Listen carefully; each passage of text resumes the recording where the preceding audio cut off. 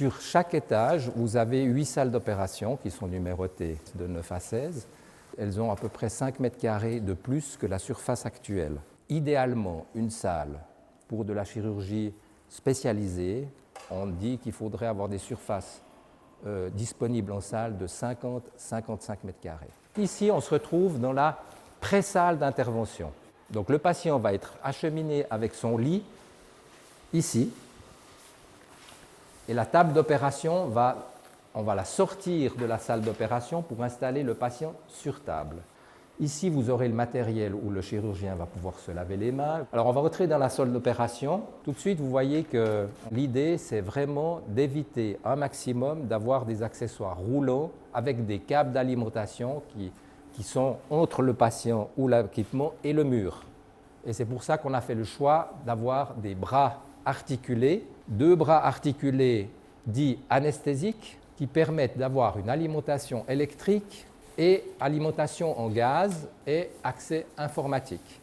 Vous pouvez le mobiliser dans plusieurs directions pour éventuellement mettre l'appareil d'anesthésie qui est là, de ce côté, pour le dépendant de la chirurgie que vous allez y faire. Vous avez un bras articulé, qu'on appelle le bras chirurgical.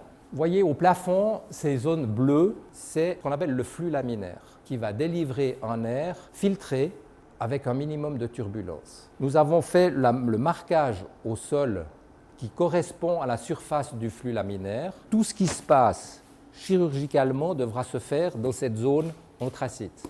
Ici, vous avez 2 écrans qui permettent de pouvoir voir l'image intégrée vidéo. Si le chirurgien veut afficher ce qu'il fait, eh bien, on arrive à afficher l'endoscope. On arrive à afficher, si on veut afficher une radio, eh bien tout simplement on affiche une radio. On a un système d'éclairage qui permet de moduler les couleurs et l'intensité de la lumière en fonction du moment de chirurgie. On doit avoir une lumière d'une certaine qualité, mais la qualité au début, elle est surtout au fond de la salle lors de la préparation des instruments.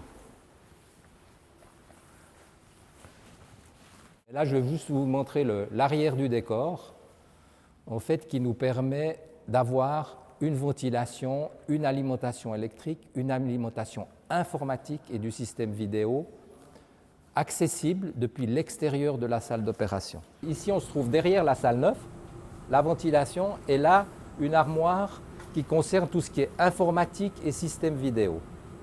Donc l'avantage de ce système-là, c'est que vous avez un problème informatique ou vidéo, le technicien peut venir derrière la salle sans devoir forcément interrompre une activité où on fait de la chirurgie propre pour réparer. Au fond de ce couloir, on a la salle de réveil. Il y a 14 places en tout. On a un système de séparation qui remplace avantageusement les rideaux. C'est des surfaces qui sont désinfectables avec les désinfectants standards utilisés au CHUV. On a fait exprès de ne pas faire les séparations trop hautes pour que la soignante puisse avoir la vision du patient à côté. Et ça, c'est une des phases importantes de surveillance en post-opératoire, c'est vraiment d'avoir une vision et une surveillance complète des patients qui sont dans cette salle. Par exemple, on a sur chaque poste, pour 2 postes, une alarme cœur. Alarme cœur, ça veut dire besoin d'aide, réanimation, on a besoin de monde. Ça veut dire que quand je vais actionner ici l'alarme cœur, il va y avoir une alarme sonore et il va y avoir une alarme visuelle. Et ça, vous l'avez dans tous les locaux du bloc. Et vous voyez ici, par exemple, salle de réveil 1. Au moment où on n'a plus besoin d'aide, à ce moment-là, on va valider l'alarme avec le bouton là, et les gens peuvent repartir ou la réanimation est terminée et on passe aux soins suivants.